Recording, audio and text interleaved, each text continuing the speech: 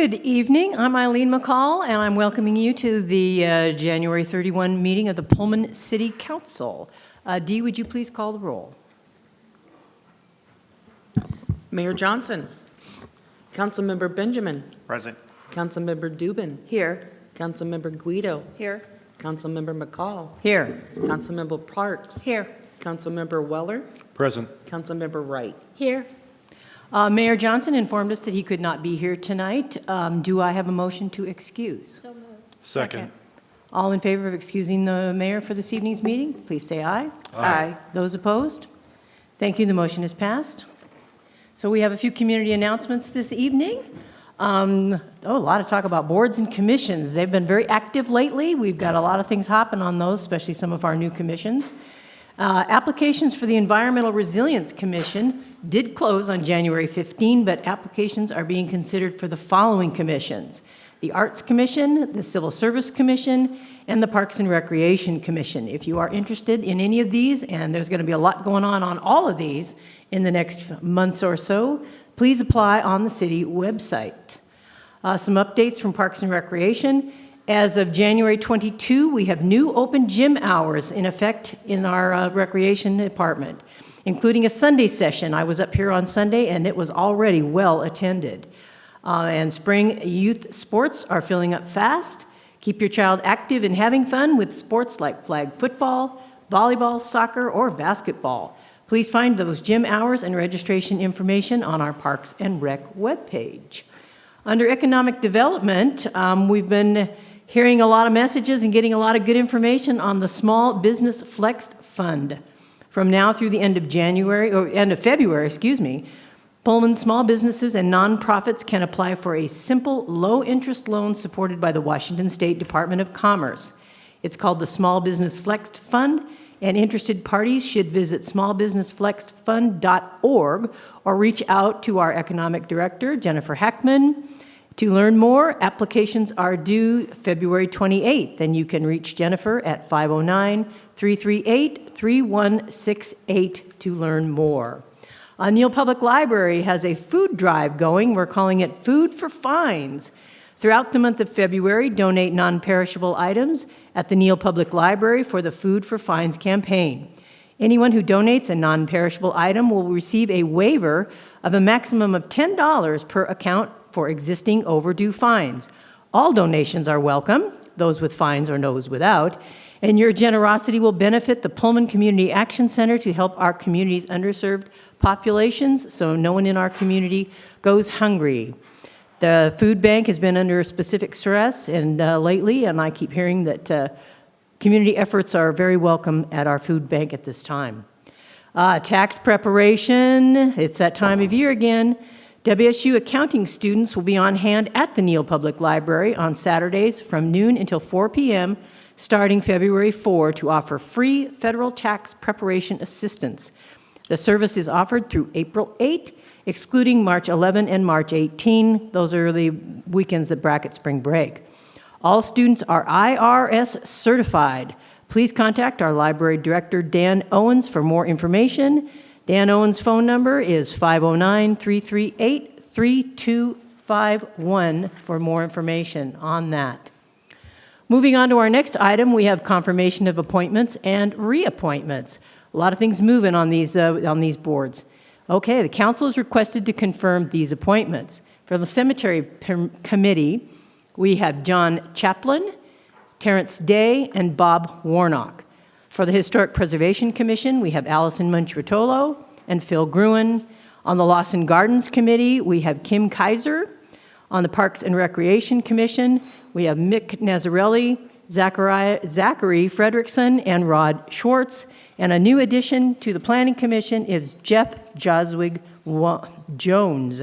Do I have a motion to approve these reappointments and appointment? So moved. Second. All those in favor, please say aye. Aye. Those opposed? Hearing none, we have all these new people on board. So we're moving on to our presentation of the Pullman Unifying Place brand presentation. And I'm going to hand it over to Pat, who's going to get us into this. Perfect. Thank you, Eileen. So just to bring back to everyone's memory here, just about a year ago, we were involved in studying and getting ready to set up a strategic tourism plan for the city of Pullman. And as we worked through that plan, the council adopted that in August. And as a result of that plan, we put together, and thanks to the mayor, established a work group that would study that strategic tourism plan and review and identify all of the items that were suggested that we look at for the city of Pullman. One of those items happened to be a branding, setting up branding for the city and some of our partners.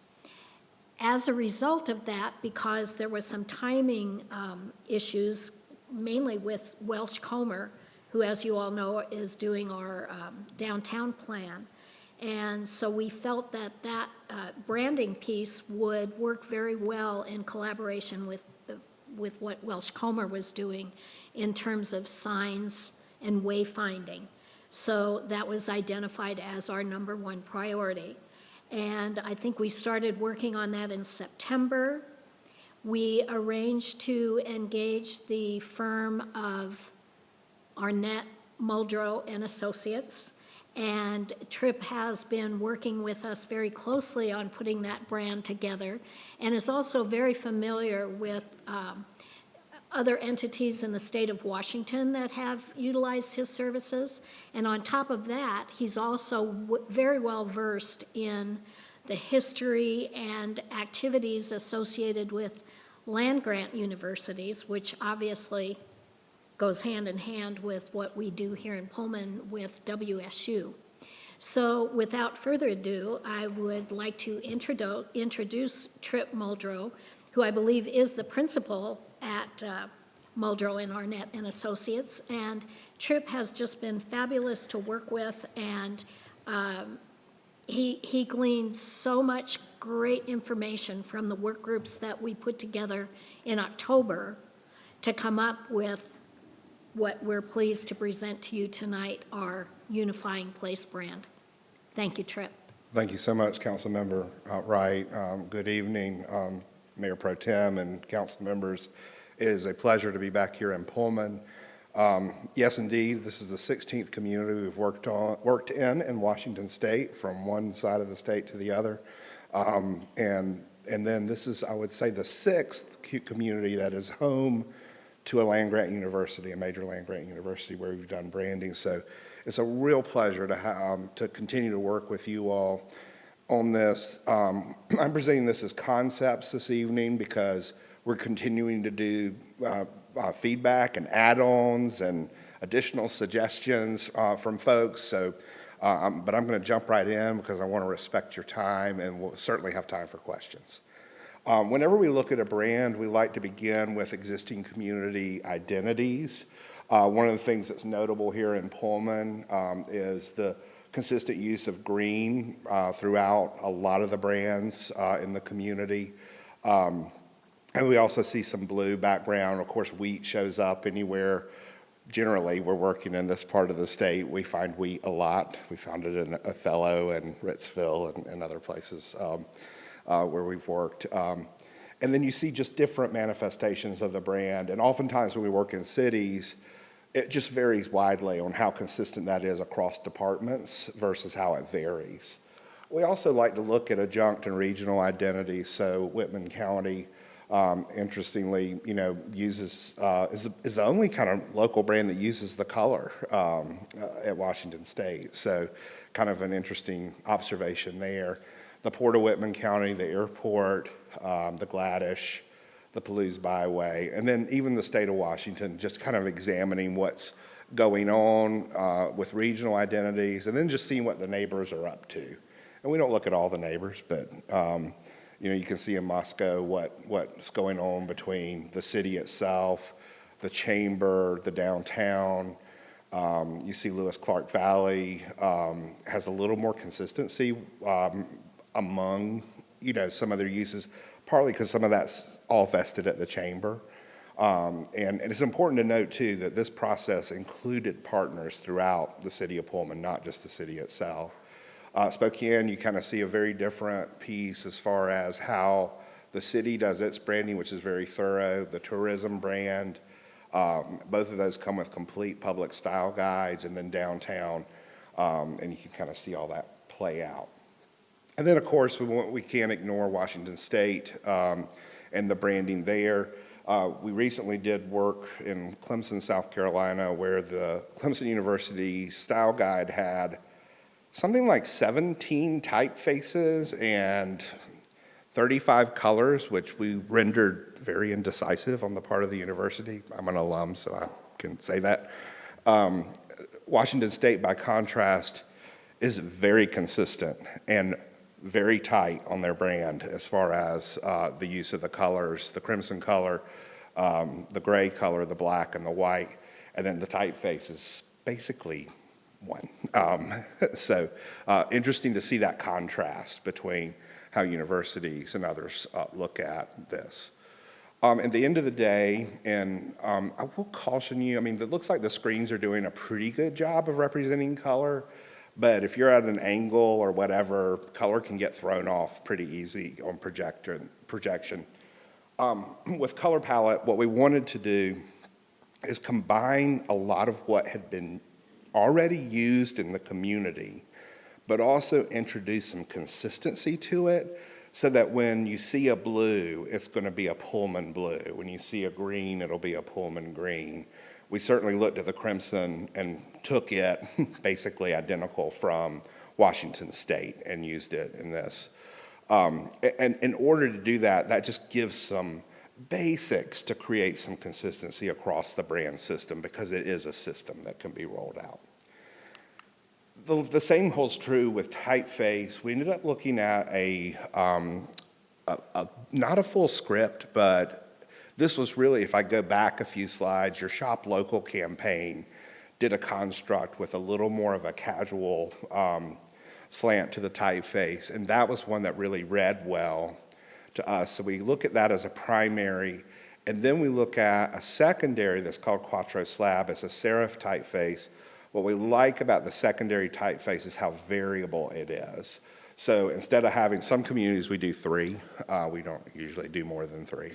But here with your Quattro Slab, you can really go with a very bold look, all cap, to a very relaxed, more casual italic look or a lower weight. And the same would hold true on the primary as well. So this is kind of tee up. From there, we like to get into what we call the position statement. And it's really important that I kind of help define what the position statement is and what it's designed to do. And we got some great feedback. So anything I'm showing this evening, we're trying to incorporate feedback we've heard from you all on council and from others who are part of our work committee, staff, and Jennifer, you've been fantastic working with on this. The position statement is designed to do several things.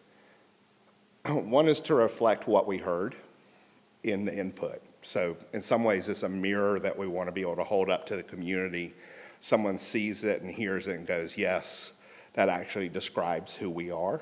That's an accurate description of who our community is. More practically, what we see it as is almost, if you consider it like a B-reel of film footage or a collection of photography, it's a collection of paragraphs or phrases that can be disassembled, reassembled, put together in a way to tell the story of a community. And so what we try and do is kind of alleviate that reinventing the story every time and give the various partners a narrative that they can use. By the same token, we've seen communities, and one in Washington that will always stick in my mind is Wenatchee, that took the brand statement, turned it into a video, and then anytime they hosted a conference or event or the mayor spoke, they would play their 4-minute video. Well, what was fascinating about Wenatchee is they went on to do 2 more. So they took the same cadence and the same kind of pattern of that language and continued to talk about their community through the year. So we kind of got the ball rolling, and then they just kept rolling with it. So it's just interesting how different communities have used it. It's always cool to see a video. If you want, you can imagine if you want a video as I read it. I'm going to set aside, oh dear. I want you to imagine the mayor reading this, the voice of the Cougars. I'm going to do my best to tamp down my South Carolina twang here and put on my radio voice. So this is a position statement. We are Pullman. There's something in the Palouse landscape that draws people to this place we call Pullman. It's been said that a person that spends time here, whether as a resident, student, professional, or visitor, is left with an indelible imprint of a community nestled among the rivers and the hills that will forever beckon them to return. We're a town built and named for a railroad pioneer that would soon become the home of an institution that would grow to serve countless young lives who would find camaraderie here. Here, servant leaders nurture a spirit that echoes to every corner of the Evergreen State and reverberates across the globe. Pullman evokes feelings that transcend common differences. The allure of this place is found in our culture. We know that our role in education, recreation, innovation, athletics, and the arts exceed our size. Breathtaking views of fields and farms never cease to inspire awe, wonder, and exploration. We endeavor to welcome people from all places, backgrounds, and experiences to share in a community that maintains its feeling of warmth while remaining forever young. Many return here for the comfort of a true community, while others discover a home regardless of where they're from. In Pullman, a phrase often echoes through Martin Stadium on football Saturdays, signaling advancement toward the goal. And that's another. Evokes spirit not just among Cougar Nation. It's a phrase that aptly describes the advancement of the Pullman community, where we work together to achieve yet another victory. We invite you to explore this place we call Pullman.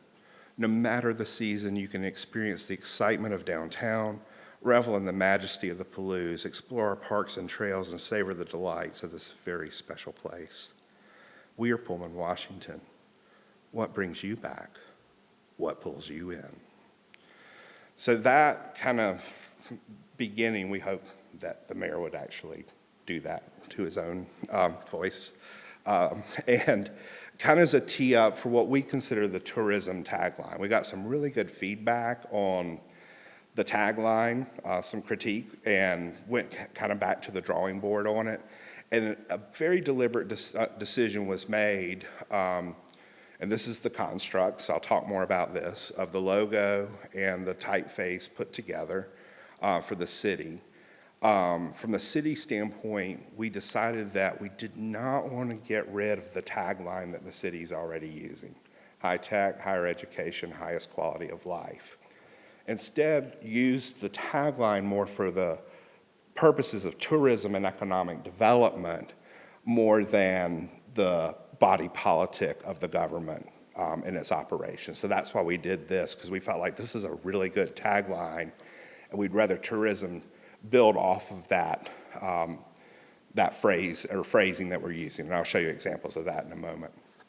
But I do like to dig into what we call the Easter eggs and the meaning of the logo itself. And so there are a few things to look at here. The sun rays, they represent the optimism of the community and the service that Pullman provides to the world, as well as a little bit of a nod. If you want to see a railroad wheel here, you can see that.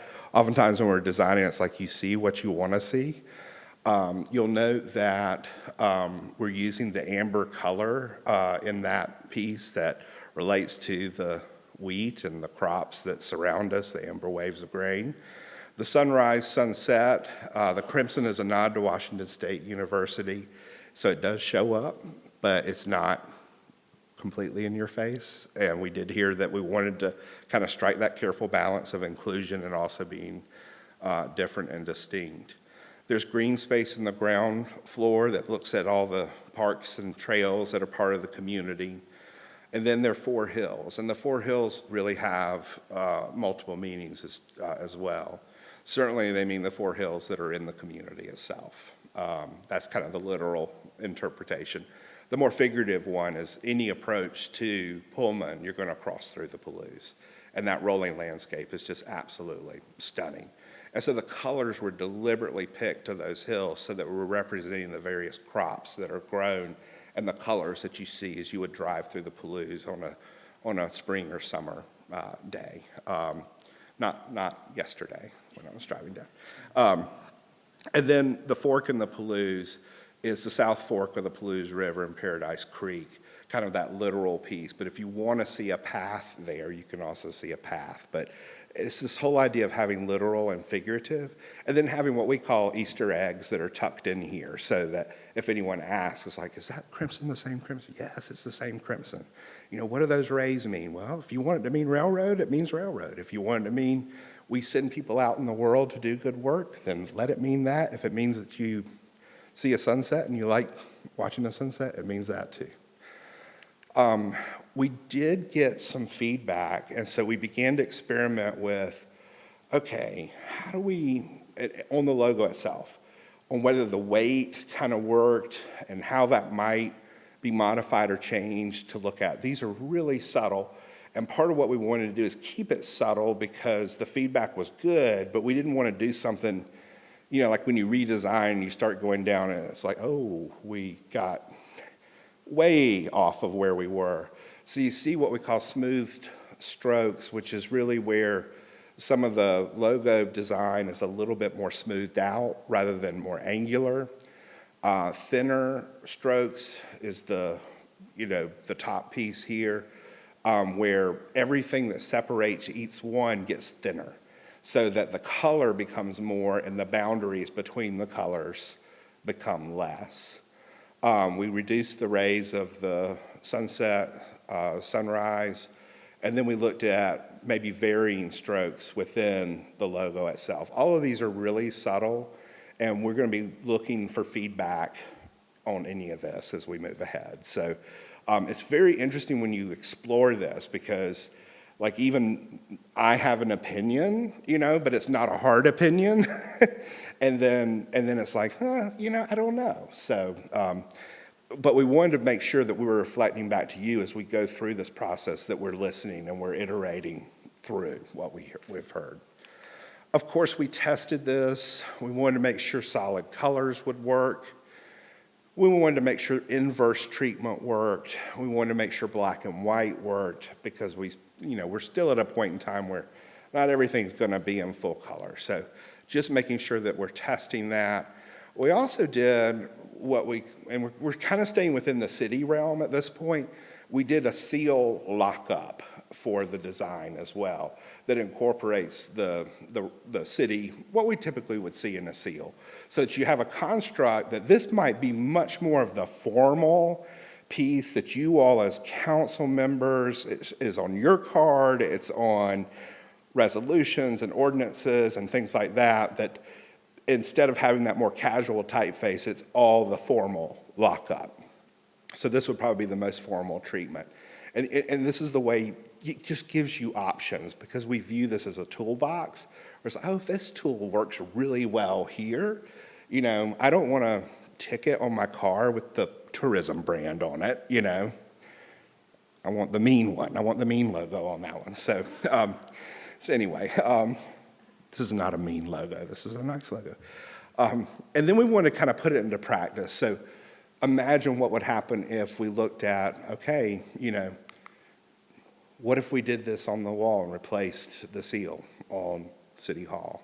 Again, using the exact same sign construct, different sign face, and then actually doing, you know, like a paint brick here with the logo on it. We also began working through Jen with staff in different departments, looking at how we treat each of those. Some of those remain very consistent because what we recommend is not having, you know, each department complete autonomy, particularly if it's more of an inward-facing department. The outward-facing departments are one where we want to give a lot more brand latitude because they're more customer-focused, if that makes sense. So typically things like finance administration, you know, they end up being fairly consistent, and then outward-facing, like Parks and Rec, we looked at kind of taking the existing design that uses a tree and putting that in a more, consistent context with the design that we have. And then, again, we like showing examples, so we re-liveried a truck, just to show what it might look like with new livery on it.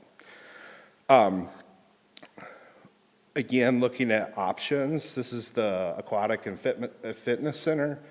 Depending on where you go, it's called different things. But you see a couple things happening here. We haven't landed on one. This kind of shows these different directions, but instead of having the 4 hills, you have water, so that's kind of a fun reimagination of the logo. I kind of like using the typeface for aquatic rather than Pullman here. So you get the more, formal Pullman and that more casual kind of, sports kind of related piece that you see. And I could imagine the logo kind of sliding over to that piece. We also want to be super careful with existing brands that are brand new. We really love the public library identity. All we're doing, and again, in any of these, we're not saying, Neal Public Library, you must do this. It is more of a suggestion. If you wanted to use the same typeface, that just is an option. You could continue to use your own colors that you developed, or if you want to go and use the colors that are consistent with the overall system, you could do that as well. So it gives the library a chance to continue to evolve its design without sacrificing really good work that's been done. So we try and be extremely respectful of the different partners